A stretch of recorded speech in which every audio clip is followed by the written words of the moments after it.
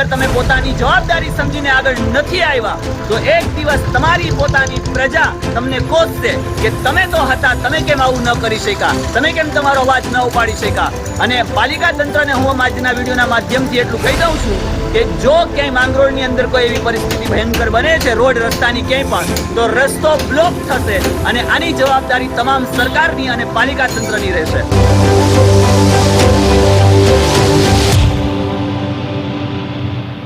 Hello guys, welcome back to my new video. મિત્રો, સ્વાગત કરું છું આજના વિડીયોમાં આપ સૌનું. મિત્રો, આશા રાખું છું કે તમે બધા ખુશ હશો, પરંતુ ક્યાંક આપણે એવું માની લીધું છે કે મારે શું, મારું શું ચાલી રહ્યું છે, કોઈ 1% પણ એવા પ્રકારની તસદી લેવા માટે તૈયાર નથી.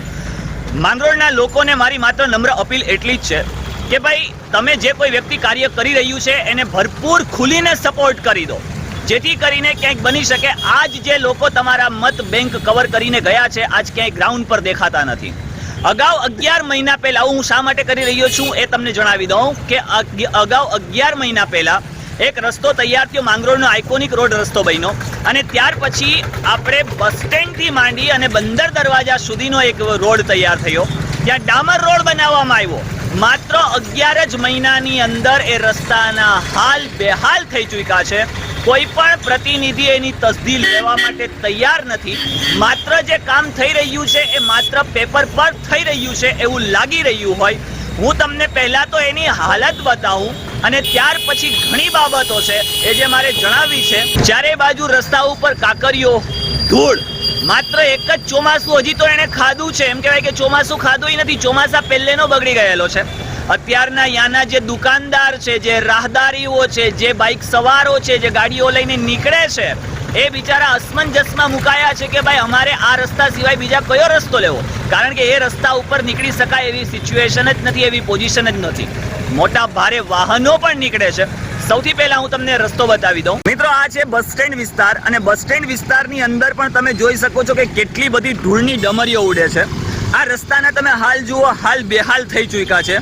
આમ તમે દૂર સુધી જોશો ને તો જાણે શિયાળાની અંદર જે વહેલી સવારે ધુમ્મસ હોય ને એ ધૂળની ડમરીઓથી ધુમ્મસ જેવી હાલત છે. ત્યાંના જે દુકાનદારો છે, જે કોઈ પણ રાહદારીઓ છે, મોટા મોટા વાહનો નીકળે છે, ખાડા છે, કપચાઓ છે, એમ કહેવાય ને કે ગાડીની કોઈ પ્રકારની સ્પીડ મેન્ટેન ન કરી શકાય. માત્ર તમારામાં ટ્રેવલ હોય ને તો 5 થી 10ની સ્પીડ મેન્ટેન કરી લો તો એમ કહી શકાય કે તમે રેસની અંદર 5 થી 10ની સ્પીડમાં પણ આગળ નીકળી જાઓ.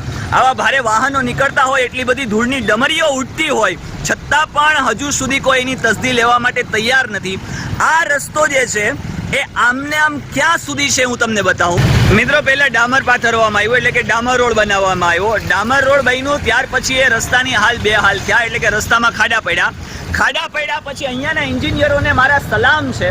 ખરેખર કોને ઉલ્લુ બનાવવાનું કામ કરતા હોય અથવા તો માંગરોળની પ્રજાને આ લોકો શું સમજતા હોય એ ખબર નથી, કારણ કે એ ખાડા પડ્યા પછી એની અંદર પેચિંગ વર્ક કર્યું. આ પેચિંગ વર્ક કર્યું એટલે રસ્તો થયો ઊંચો, અને એ કાંકરીઓ પણ ચોમાસાની અંદર બેફામ ચારે બાજુ ઉડતી હોય, જાણે કે રસ્તા ઉપર એ લોકોને કબડ્ડી રમવાનો મોકો મળી ગયો હોય. વાત જ ન પૂછો, કારણ કે મારી પાસે એ બાબતને લઈને કોઈ શબ્દો જ નથી.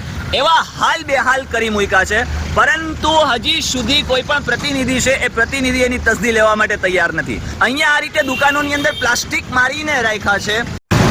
મિત્રો, આ જેટલી પણ દુકાનો છે ને આ તમામ દુકાનવાળાની હાલ બેહાલ છે, કારણ કે ચારે બાજુ અહીંયા કાપડની દુકાન હોય કે પછી કોઈ પણ હોય, અહીંયા ગાડીઓની પોઝિશન જુઓ, ધૂળ ભરાઈ જાય છે. માત્ર અડધી કલાક માટે ગાડીઓ રહેતી હોય ને તો ધૂળ ભરાઈ જાય છે.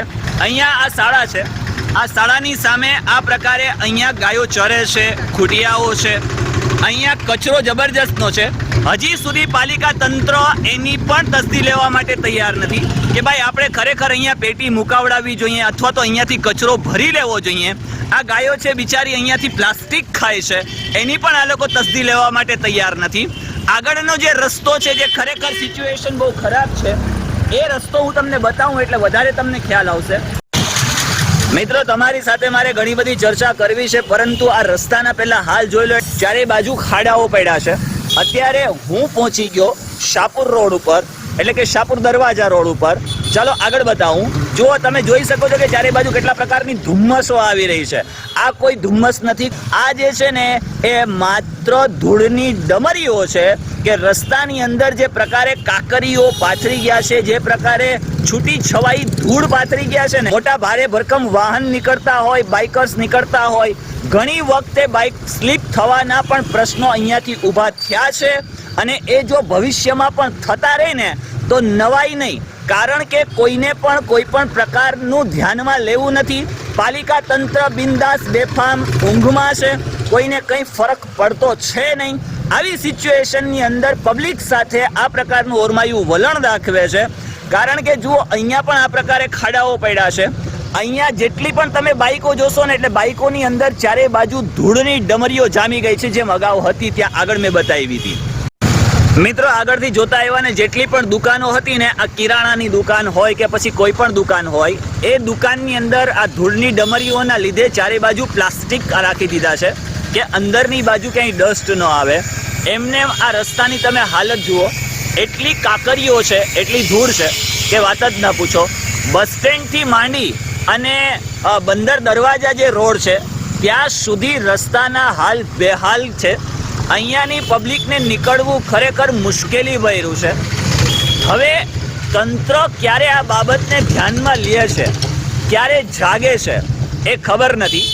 રસ્તામાં ચારે બાજુ ખાડાઓ છે, ગાડીના ટાયરો કતરાઈ જતા હોય, ટાયરો ફાટી જતા હોય.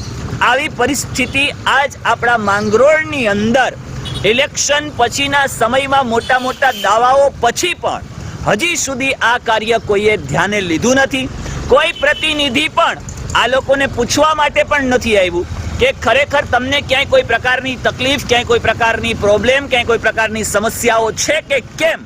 પરંતુ માત્ર કહેવાય ને કે અમારે શું, મારે શું, મારું શું. મિત્રો, હવે હું પહોંચ્યો બસ સ્ટેન્ડ રોડથી સિફા રોડ જે જાય છે અને સિફા રોડથી બંદર દરવાજા જે રોડ જાય છે ત્યાં આ લોકોએ શું કર્યું હતું તો કે હમણાં જ્યારે ખાડા પડ્યા ને ત્યારે એ લોકોએ અહીંયા કાકરીઓ નાખી હતી, પેચિંગ વર્ક કર્યું હતું. પેચિંગ વર્ક ક્યાં લેવલનું કર્યું છે, કેટલી બધી ગાડીઓ આવી છે અને કેટલી બધી એ લોકોએ ઠાલવી છે, કેટલી જગ્યાએ પેચિંગ વર્ક કર્યું છે, ખરેખર એ તપાસનો વિષય છે. કારણ કે જો પેચિંગ વર્ક કર્યું હોય ને તો આ પ્રકારનું પેચિંગ વર્ક ન હોય, રસ્તો આ પ્રકારનો ન બને. રસ્તો સપાટ કરવાની જગ્યાએ જે રસ્તો હતો એના કરતાં ખરાબ કરી નાખ્યો. કારણ કે પહેલા ડામર આવે, ડામરની ઉપર એ ખાડા પડ્યા પછી બન્યું શું તો કે ત્યાં એ લોકોએ પેચિંગ વર્ક કર્યું એટલે કાકરીઓ નાખી, રેતીઓ નાખી, એટલે એ રસ્તો ગયો ઊંચો જવા પછી પણ અહીંયા આ રસ્તો સપાટ બન્યો નથી અને અહીંયા આ પ્રકારે ખાડા જોવા મળ્યા છે. આગળ જે દુકાનદાર ભાઈઓ છે એની સાથે પણ આપણે વાત કરીએ કે ભાઈ આ જે ધૂળની ડમરીઓ ઉડે છે, આ જે રસ્તાના હાલ બેહાલ થયા છે એનાથી તમને શું તકલીફ થાય છે? આ જે ગાડીઓના થર જાયમાં છે અહીંયા, આ જે બધી ધૂળ તમે જોઈ શકો છો મિત્રો કે કેટલી બધી ધૂળ ગાડીઓના ઉપર જામી ગઈ છે. અહીંયા આ ગેરેજ છે, બાજુમાં આ મંડપ સર્વિસની દુકાન છે અને એ મંડપ સર્વિસની જે દુકાનના અહીંયા જે ભાઈઓ છે એ ભાઈઓ સાથે આપણે વાત કરી તો ખ્યાલ આવ્યું કે એટલો મોટો થર થાય છે. બીજી શું તકલીફ થાય છે આનાથી?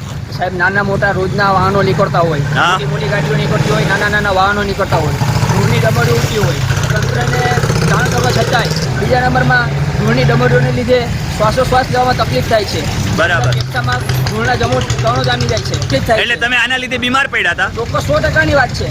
ને સાહેબને બતાડું ડૉક્ટર સાહેબને તો ડૉક્ટર સાહેબે એમ કીધું કે તમે કન્ટિન્યુ માસ્ક પહેરી રાખો. કન્ટિન્યુ માસ્ક પહેરવું આ સમયે કેવું યોગ્ય બને? બરાબર. એટલે ડોક્ટરે એવું કીધું કે તમે માસ્ક પહેરીને રાખો તો તમે બીમાર પડ્યા ત્યારે દુકાન પણ બંધ રાખી હશે?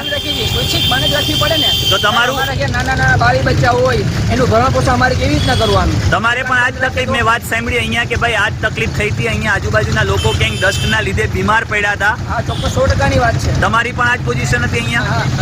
તમે પણ અહીંયા ગેરેજ ચલાવો છો ને? તંત્ર આનું જવાબદાર બને ને વહેલી તકે રસ્તાનો નિકાલ થાય અમારી યોગ્ય એવી માંગણી છે. બરાબર છે. મિત્રો, આ જે વિસ્તારના લોકો છે આ તમામ રસ્તા ઉપર એટલે બસ સ્ટેન્ડથી માંડી અને બંદર દરવાજા જે વિસ્તાર છે ત્યાં સુધી મિત્રો તમે સમજી શકો છો કે કેવા પ્રકારની હાલત છે. માંગરોળના લોકોને પણ મારી નમ્ર અપીલ એટલી જ છે કે મિત્રો આજ આપણો હક જે છે એ આપણે માંગવો પડે છે અને જો માંગેથી નથી આપતા ને તો એને છીનવી લેવું પડતું હોય. આ ભાઈએ વાત કરી કે ભાઈ અમારા ઘરની અંદર માત્ર ગુજરાન ચલાવનાર હું એક વ્યક્તિ છું. આ ડસ્ટના લીધે મને તકલીફ થઈ હતી, શ્વાસોશ્વાસની અંદર પ્રોબ્લેમ થઈ હતી. 8 દિવસ સુધી દુકાન બંધ રાખી, સતત માસ્ક પહેરીને રાખવું. તો મિત્રો આ કોઈ કોરોના જેવો માહોલ નથી કે સતત માસ્ક પહેરીને રાખે. પાલિકા તંત્ર એટલી હદે પોતાનું ઓરમાયું વલણ દાખવી રહી છે કે એની કોઈ લિમિટ નથી. મિત્રો હાલ બેહાલ માંગરોળના કરી મૂક્યા છે. આજ નવી બોડી બની, જૂની બોડીએ તો જે કર્યું એ કર્યું, નવી બોડી બની લોકોએ મોટી બધી આશાઓ રાખી. એ આશાઓ પણ એ લોકોને ક્યાંક નિરાશામાં દેખાતી જોવા મળી. પબ્લિક જે છે એ પબ્લિક ત્રાહિમામ પોકારી ગઈ છે, મોટી મોટી વાતો કરે છે. મને અહીંયા નજરે એક બીજી વસ્તુ ચડી. અહીંયા આ કચરો પડ્યો છે, તમે જોઈ શકો છો. આ કચરો કેટલા દિવસથી છે અહીંયા? 8 દિવસથી કન્ટિન્યુ છે. 8 દિવસથી કચરો કન્ટિન્યુ પડ્યો છે અને કોઈ ઉપાડવા આવ્યું કોઈ નથી. મિત્રો આ કચરામાં મચ્છર છે, માખીઓ છે, એ બધું થતી હોય, એનો ઉપદ્રવ થાય, લોકો બીમાર પડે, તો આનું જવાબદાર કોણ? આ રસ્તો હજી સુધી તૈયાર નથી થયો. મેં તમને અગાઉ ઘણી બધી વાતો જણાવી દીધી છે, પણ મિત્રો જો તમે પણ પાલિકા તંત્ર પણ જો પોતાની નૈતિક ફરજ ન નિભાવતું હોય ને, ભ્રષ્ટાચાર કરી રહ્યા છે, આવું કહીએ તો ખોટું નથી. કારણ કે જે લોકોને તકલીફ, પાલિકા તંત્ર જ છે લોકોના સુખાકારી માટે કરીને, પાલિકા તંત્ર જ છે માંગરોળના વિકાસ માટે કરીને. સભ્યોને ચૂંટીએ છીએ તો શા માટે ચૂંટીએ છીએ? કે આપણો ક્યાંક અવાજ ઉપાડશે, આપણા માટે કંઈક કામ કરશે, લોકોને કંઈક ફાયદારૂપ થશે, પરંતુ કંઈ થતું નથી. મારા વિડીયોના માધ્યમથી હું જણાવી દઉં છું, પાલિકા તંત્ર કે જે વિભાગની અંતર્ગત આ રસ્તો આવતો હોય, જો હજી સુધી આ રસ્તાને ધ્યાને લેવામાં આવ્યું નથી, ત્યાં સુધી તમને કહી દઉં કે આ રસ્તાની અંદર એટલી બધી ડમરીઓ ઉડે છે ને, છતાં પણ આ લોકો અહીંયા પાણીનો છંટકાવ કરવા પણ આવતા નથી. એકેય વખત પાણીનો છંટકાવ કે એવું કશું કર્યું છે? પાણીનો છંટકાવ તો દૂરની વાત. પાણીનો છંટકાવ કોઈ પૂછવાય નથી આવતું. મિત્રો પૂછવાય નથી આવતા, આવી પરિસ્થિતિ અહીંયા છે. શું પ્રમુખ છે રોજનો રસ્તો છે. એટલે પ્રમુખ રોજ અહીંયાથી બંદરે જાય છે ને આવે છે, છતાં પણ એના ધ્યાનમાં 4 વખત અહીંયાથી નીકળે. આખા દિવસમાં 4 વખત નીકળે, 5 વખત અહીંથી નીકળે. અચ્છા. એક દિવસ એ લોકો અહીં બેઠે ને, એ લોકોને ખબર પડે કે કઈ સિચ્યુએશન છે આ રસ્તાની. એક દિવસ ખાલી અહીં પ્રમુખશ્રી બેઠી જાય, અમારી એવી માંગણી છે, એક દિવસ ખાલી બેઠી પૂછી લેવાની, આપણે ખબર પડી કે પ્રમુખશ્રી કોણ છે. એની ધૂળ તો થતી હશે ને?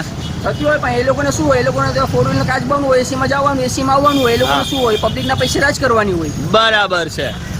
મિત્રો આ જે પૈસા છે, પ્રજાના પૈસા છે, ટેક્સના પૈસા છે, એ લોકો કામ કરે છે, જે લોકો કામ કરીને પોતાની રોજીરોટી ચલાવે છે, એમાંથી જે પૈસા આપે છે, એ પૈસામાંથી જે સરકાર ટેક્સ લે છે ને, એ ટેક્સના પૈસાથી સરકાર ચાલે છે, પાલિકા તંત્ર ચાલે છે. જેટલા પણ અધિકારીઓ પદાધિકારીઓ બેઠા છે, એની પાસે જે કંઈ પણ નાણું ભંડોળ આવતું હોય ને, એ પ્રજાના પૈસાથી આવે છે. તો આમને આમ ક્યાં સુધી પાલિકા પ્રમુખ અહીંયાથી દિવસમાં 4 વખત નીકળે છે, છતાં પણ એને ધ્યાનમાં આવતું નથી. મેં અગાઉ પણ કીધેલું હતું, જ્યારે જે તે સમયની અંદર રોડ રસ્તાના ખરાબ થયા હતા, ત્યારે પણ કે તમારી એસી વાળી ગાડીમાંથી, તમારી 4 વ્હીલમાંથી, કાચબંધ વાળી ગાડીઓમાંથી બહાર નીકળો ને, તો પબ્લિકનો તમને અસર દેખાય, પ્રજાની ખબર પડે કે પ્રજા કેટલી હેરાન થઈ રહી છે. અને મિત્રો ખાસ એ મારે તમને બધાને કહેવું છે કે જો તમે પોતાએ તમારો અવાજ નથી ઉપાડ્યો, જો તમે પોતાએ તમારી રીતે ધ્યાને નથી લીધું, જો તમે વિકાસના કામોની અંદર તમે પોતાની જવાબદારી સમજીને આગળ નથી આવ્યા, તો એક દિવસ તમારી પોતાની પ્રજા તમને કોસશે કે તમે તો હતા, તમે કેમ આવું ન કરી શક્યા, તમે કેમ તમારો અવાજ ન ઉપાડી શક્યા. અને પાલિકા તંત્રને હું આજના વિડીયોના માધ્યમથી એટલું કહી દઉં છું કે જો ક્યાંય માંગરોળની અંદર કોઈ એવી પરિસ્થિતિ ભયંકર બને છે, રોડ રસ્તાની ક્યાંય પણ, તો રસ્તો બ્લોક થશે અને આની જવાબદારી તમામ સરકારની અને પાલિકા તંત્રની રહેશે. મળીએ છીએ નેક્સ્ટ વિડીયોની અંદર નવા મુદ્દા સાથે. ત્યાં સુધી ખુશ રહો, પરિવાર સાથે રહો, ખૂબ આનંદમય રહો, ખૂબ પ્રગતિ કરો. ધન્યવાદ, આવજો, બાય બાય.